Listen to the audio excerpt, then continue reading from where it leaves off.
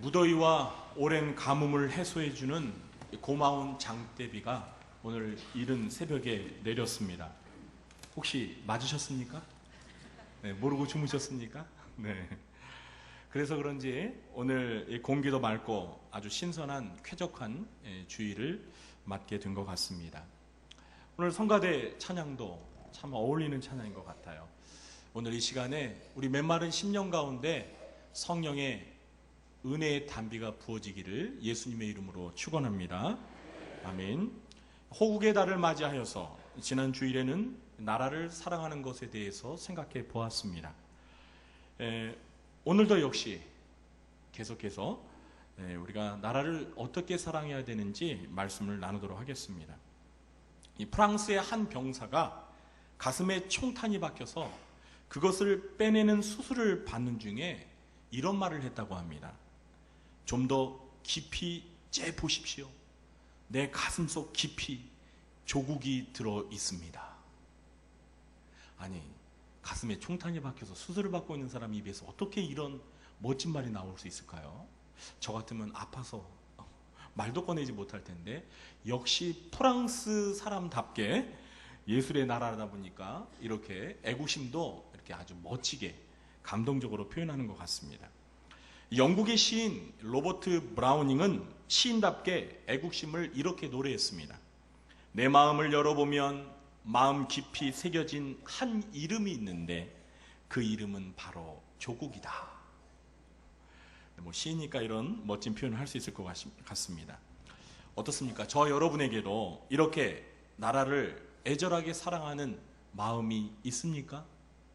있기를 바랍니다. 나라 사랑하면 이스라엘 민족만큼 애국심이 강한 민족도 없을 것입니다. 1967년 이스라엘과 이집트 사이에 벌어진 제3차 중동 전쟁을 가리켜서 7일 전쟁이라고 합니다. 왜 7일 전쟁이라고 부르냐면 7일 만에 전쟁이 끝났기 때문입니다. 당시 이스라엘의 인구는 300만 명이었고요. 이집트는 무려 1억이 넘는 대국이었습니다. 고작 300만 명에 불과한 이스라엘이 1억 명의 이집트를 불과 7일 만에 항복시킨 것은 세계 전쟁사의 유례를 찾아볼 수 없는 놀라운 사건입니다. 이 전쟁 기간 중에 한 번은 이집트의 대공포가 이스라엘의 전투기 한 대를 격추시켰습니다. 그래서 비행기가 추락했는데 그 비행기에 가보니 조종사가 누구냐면 만삭된 임산부였습니다. 당시 이스라엘은 이 나라를 지키기 위해서 노인과 어린이들만 제외하고는 만삭된 임산부까지도 전쟁에 참여했던 것입니다. 사랑하는 성도 여러분, 우리나라 사람들 같았으면 어땠을 것 같습니까? 전쟁이 발발할 때 아기를 임신한 만삭의 임산부가 비행기를 몰고 전쟁에 나아갈 수 있을까요? 사랑하는 성도 여러분, 그만큼 나라를 사랑한다는 것이죠. 나라 없이 진정한 나 개인의 성공도 행복도 있을 수 없습니다. 나라 없이는 우리 가정과 교회도 존재할 수가 없습니다. 그러므로 우리 그리스도인들은 모두가 나라를 사랑해야 합니다. 이번 달을 계기로 진심으로 나라를 사랑하며 나라를 위해 기도하는 저와 여러분 되시기를 주님의 이름으로 축원합니다. 오늘은 나라 사랑의 달을 맞아 국가에 대한 신자의 의무, 국가에 대한 신자의 의무라는 말씀으로 여러분과 함께 하나님의 말씀을 나누려고 합니다. 대한민국의 국민이면 누구나 헌법에 정하는 국민의 4대 의무를 준수해야 합니다. 국민의 4대 의무가 무엇인지를 아십니까? 국방의 의무, 납세의 의무, 교육의 의무, 근로의 의무입니다. 물론 오늘 이 시간에 제가 말하는 의무는 헌법에 명시된 국민의 의무를 말하는 것은 아니고요. 성경에서 가르치는 국민으로서 국가에 대한 신자의 의무에 대해서 말씀을 드리려고 합니다. 첫째로, 신자들은 모든 권력이 하나님께로부터 주어진 것임을 알고 국가와 정부의 권위에 복종해야 할 의무가 있습니다. 우리 1절과 2절 말씀을 다시 한번 한 목소리로 읽어볼까요? 각 사람은 위에 있는 권세들에게 복종하라. 권세는 하나님으로부터 나지 않음이 없나니 모든 권세는 다 하나님께서 정하신 바라. 그러므로 권세를 거스르는 자는 하나님의 명을 거스름이니 거스르는 자들은 심판을 자취하리라. 아멘. 1절에서 사도 바울이 말하는 위에 있는 권세들이란 이 국가나 정부의 권력, 다시 말해서 공권력을 말하는 것입니다. 로마서는 로마에 있는 교회에 쓴 편지이므로 여기에서는 특별히 로마 정부의 권력을 가리키는 것입니다. 사도 바울이 살던 이 초대교회 당시에는 오늘날 유럽과 소아시아, 중동 지역의 대부분을 로마 제국이 지배하고 있었습니다.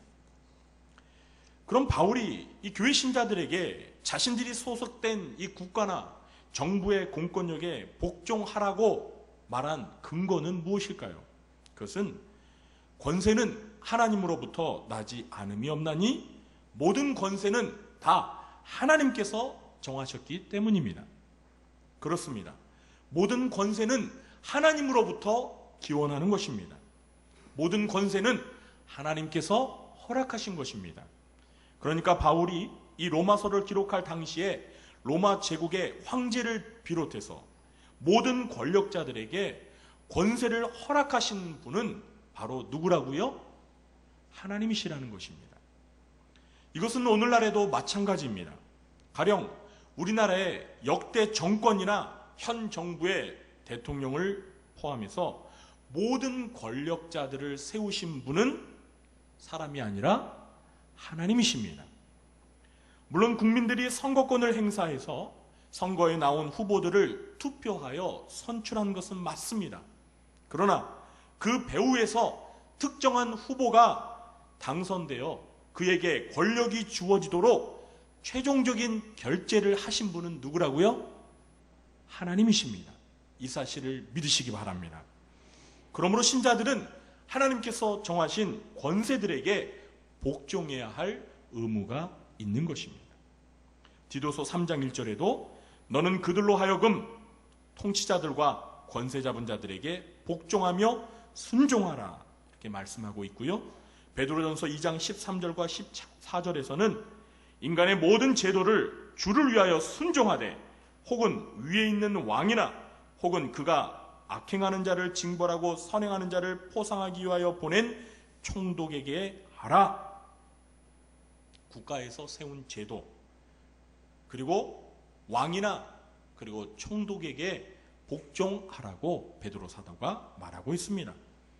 그러면서 이 권세에 복종하지 않는 자들에게 어떤 말씀을 주셨죠?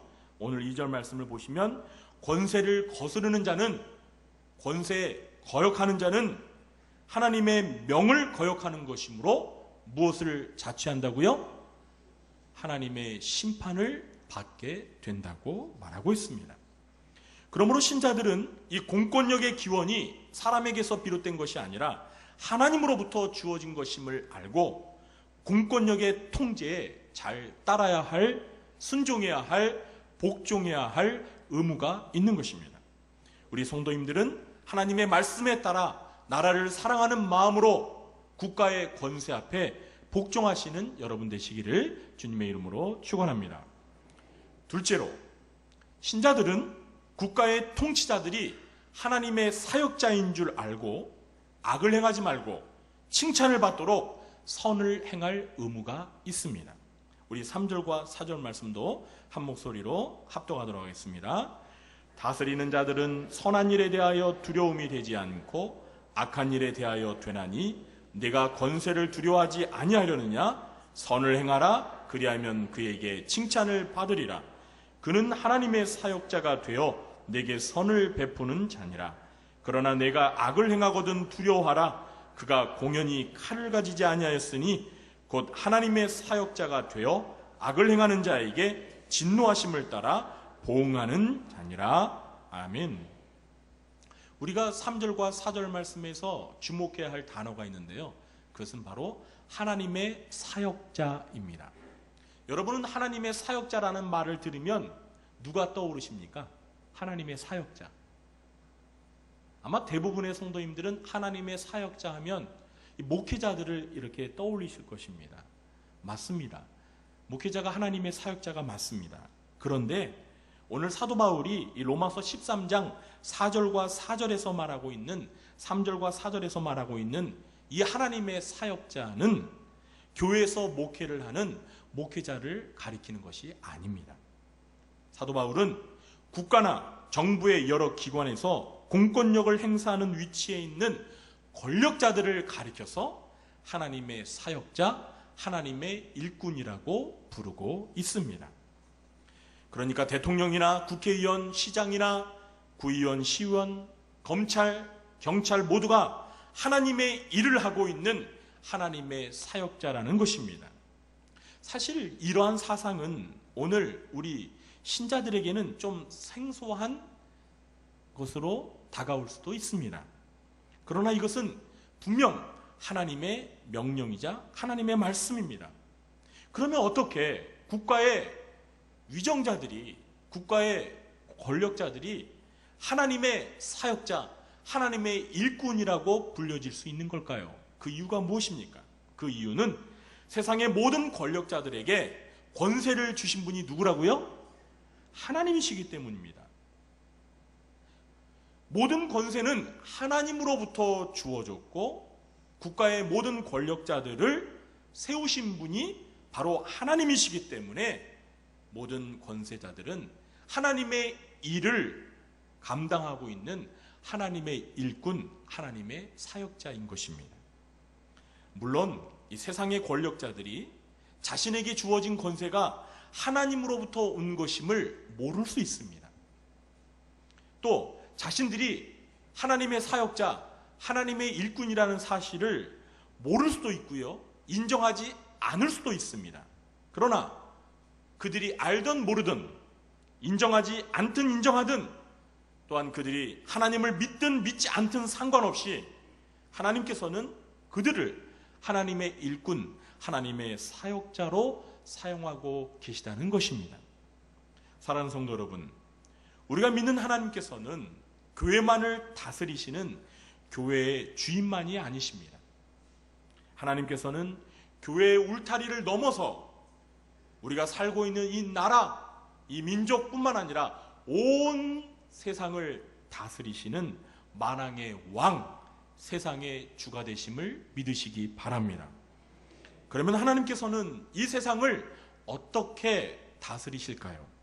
물론 하나님께서 이 세상을 다스리시는 방식은 여러 가지 있을 수 있지만 오늘 말씀에 비추어서 생각해 본다면 하나님께서는 특별히 이 나라를, 국가를 어떻게 다스리냐면 이 나라의 권력자들을 세우셔서 그들에게 권세를 위임하시고 그 통치자들로 하여금, 권력자들로 하여금 나라를 다스리도록 하는 방식으로 이 나라를 다스리시는 것입니다.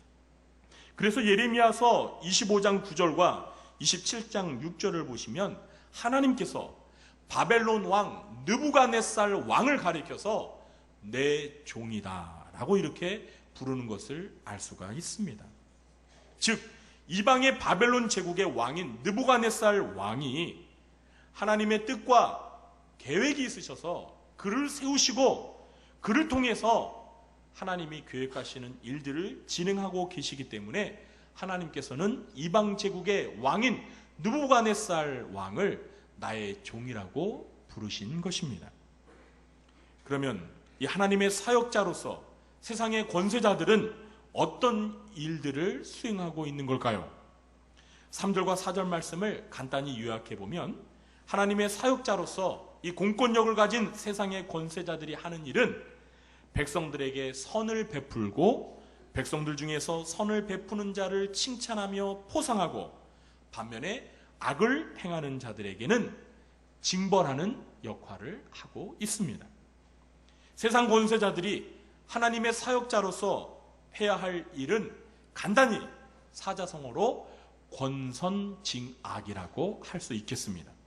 즉 그들에게 주어진 하나님의 일이란 국민에게 선을 적극적으로 권장하고 악을 행하지 못하도록 하는 일인 것입니다.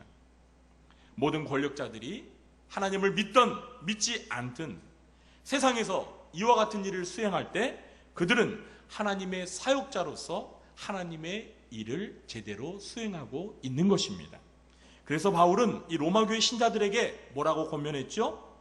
선을 열심히 행하여서 통치자들에게 칭찬을 받고 만일 하나님의 백성들이 악을 행하면 통치자들로부터 벌을 받을 것을 알고 두려워하라고 권면하고 있는 것입니다. 그러므로 우리 신자들은 하나님의 사역자들인 이 세상의 이 국가의 권력자들에게도 칭찬을 받을 만큼 선을 행해야 할 의무가 있는 것입니다. 특히 우리 신자들이 국민으로서 선을 행해야 할 일들 중에서 오늘 사도 바울이 본문에서 실례를 하나 드는 것이 있는데요. 그게 무엇이냐면 바로 납세의 의무를 잘 이행하라는 것입니다. 무슨 의무요? 납세의 의무. 자, 우리 6절과 7절 말씀도 한 목소리로 같이 읽어보겠습니다. 너희가 조세를 바치는 것도 이로 말미암음이라. 그들이 하나님의 일꾼이 되어 바로 이 일에 항상 힘쓰느니라. 모든 자에게 줄 것을 주되 조세를 받을 자에게 조세를 바치고 관세를 받을 자에게 관세를 바치고 두려워할 자를 두려워하며 존경할 자를 존경하라. 아멘. 그렇습니다. 신자들은 누구보다도 어떤 국민보다도 납세의 의무를 잘 이행해야 합니다. 예수님도 아주 유명한 말씀을 하셨죠. 가이사의 것은 가이사에게, 하나님의 것은 하나님에게 바치라. 이렇게 말씀하셨습니다. 그러므로 신자들은 교인으로서 11조를 비롯한 헌금 생활을 신자의 의무로서 잘 해야 합니다. 그러나 이것만 잘하는 게 아니라 국가의 국민으로서 납세의 의무도 성실히 이행해야 합니다. 이 둘 중에서 하나라도 이행하지 않으면 그것은 하나님이 기뻐하시는 뜻이 아닌 것입니다. 그러나 우리 성도들은 납세의 의무뿐만 아니라 국민으로서 국가가 요구하는 모든 의무에 성실히 이행해야 할 의무가 있습니다. 그런데 여러분, 현실은 어떠하지요? 오늘날 우리 교회와 성도들이 국가의 의무를 성실히 잘 이행하고 있습니까? 뭐 남을 생각하지 말고요, 내 자신을 한번 생각해 보시기 바랍니다. 어떻습니까, 여러분? 국민의 의무를 성실히 이행하고 계십니까? 아멘 소리가 없네요.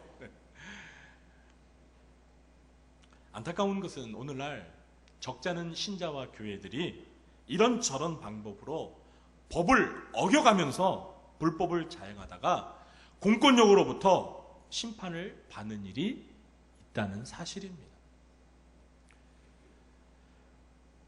그러나 오늘 말씀에 비춰보면 우리 신자들은 국민으로서 국가의 의무에 성실히 이행해야 하고 또 사회에서 선한 일을 많이 해서 국가나 정부로부터 상을 받을 수 있을 정도로, 칭찬을 받을 수 있을 정도로 그렇게 성실히 의무를 이행하라고 하고 있습니다. 우리 크리스찬들이 국민으로서 의무를 성실히 이행하여서 국가로부터 포상을 받게 되면 결국 누가 영광을 받으시게 되는 거죠? 하나님께서 영광을 받으시는 것입니다. 그런데 국가의 의무에 불순종하고 오히려 법을 어겨가며 불법을 자행하게 되면 교회가 비난받는 것이 아니라 교회의 주인 되신 하나님께서 영광을 받지 못하시는 것입니다. 하나님의 영광을 가리우는 것입니다.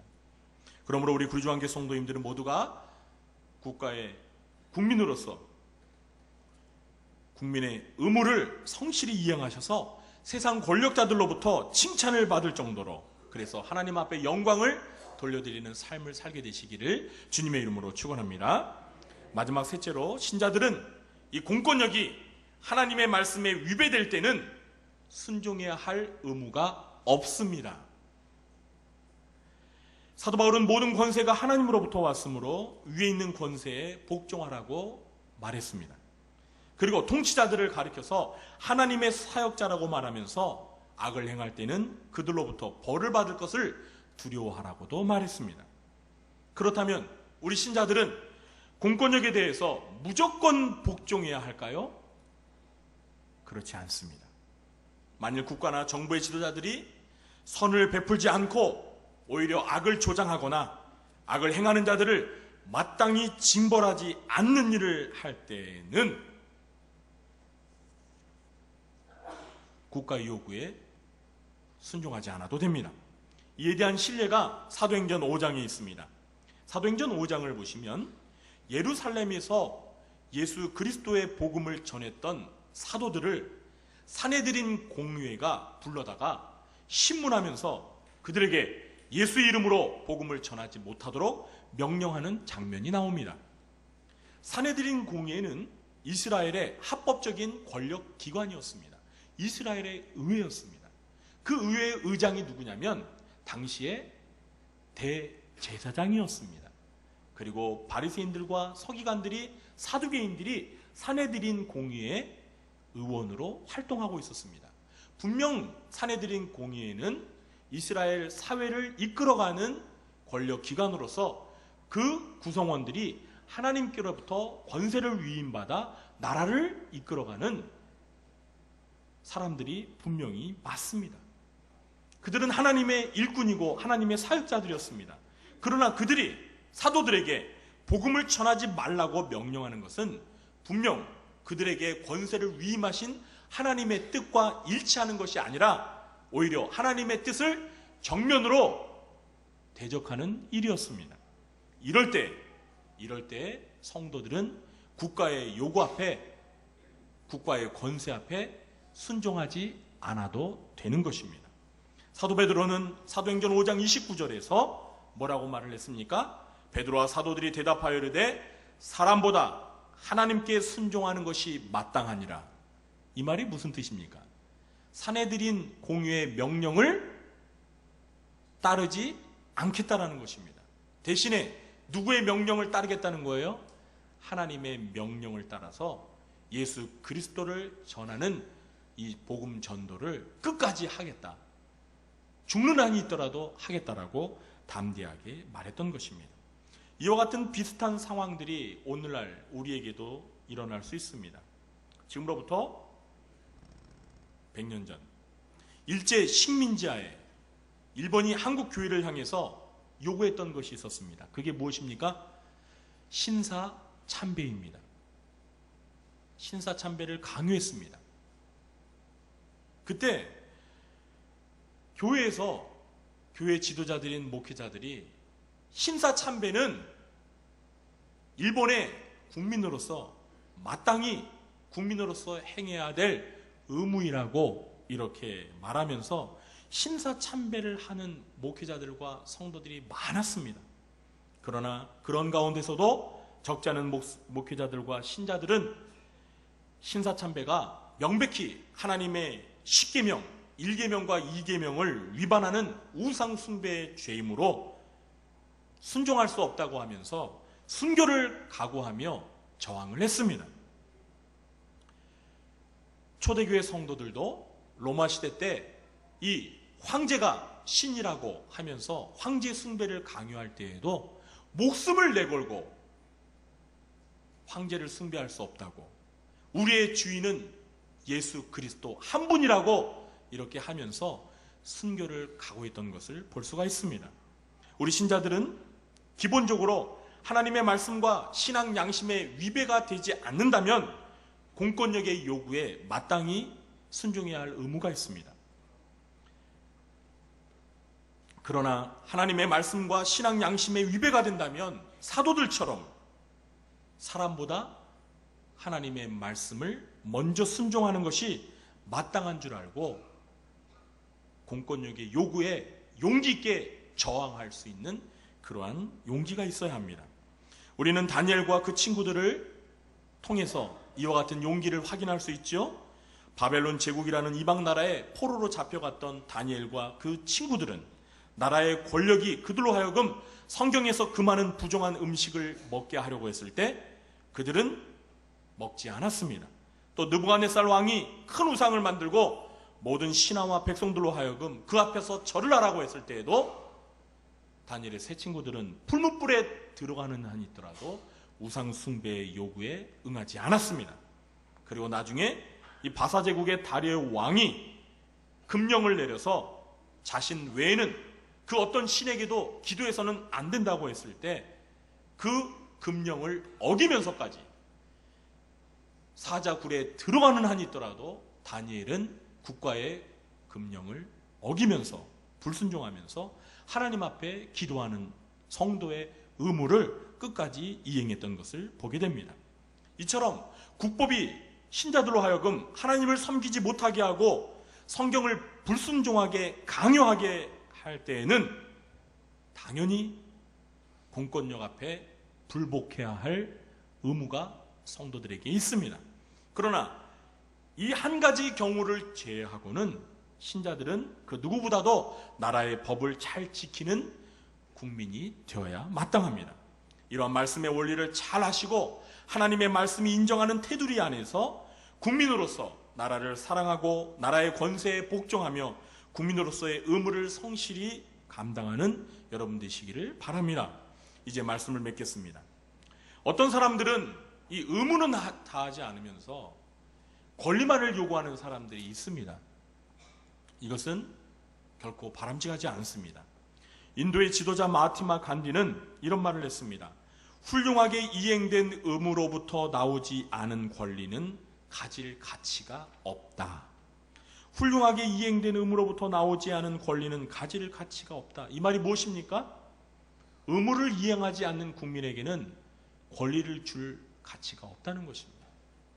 좀 과장되기는 했지만 그만큼 나라의 국민으로서 권리보다 의무를 성실히 이행할 때 나라가 바로 세워질 수 있고 나라를 사랑하는 국민으로서 마땅히 행해야 할 의무라는 것입니다. 우리 기독교 신자들은 국가를 향해 권리를 주장하기에 앞서서 먼저 마땅히 감당해야 할 의무를 성실히 이행하며 나라를 사랑하는 1등 국민이 되어야 합니다. 그럴 때 우리나라가 더 성숙하고 살긴 좋은 나라가 될 것입니다. 나라 사랑의 날을 맞이하여서 국가를 위해 하나님의 말씀을 따라 국민의 의무를 성실히 이행하는 우리 성도님들 되시기를 주님의 이름으로 간절히 축원합니다. 기도하겠습니다. 하나님 아버지, 나라 사랑의 날을 맞이하여 국민으로서 어떻게 신앙 안에서 국가를 사랑해야 할지 말씀을 통해서 배우고 있습니다. 하나님 아버지, 하나님께서 세워주신 정부의 권세 앞에 순종하는 저희들 되게 하여 주시고 하나님께서 세우신 위정자들이 하나님의 사역자들로서 성실히 이 나라를 바로 섬길 수 있도록 관심을 갖고 그들을 위하여 기도하는 저희들 되기를 원합니다. 더 나아가서 국가의 통치자를 통하여 하나님의 공의가 이 땅에 실현되도록 함께해 주옵소서. 저희들이 마땅히 국민으로서 성실히 의무를 감당하여 하나님의 영광을 드러내고 이 나라를 하나님의 법 아래 바로 세울 수 있는 그러한 나라가 될 수 있도록 도와주시옵소서. 예수님의 이름으로 기도하옵나이다. 아멘.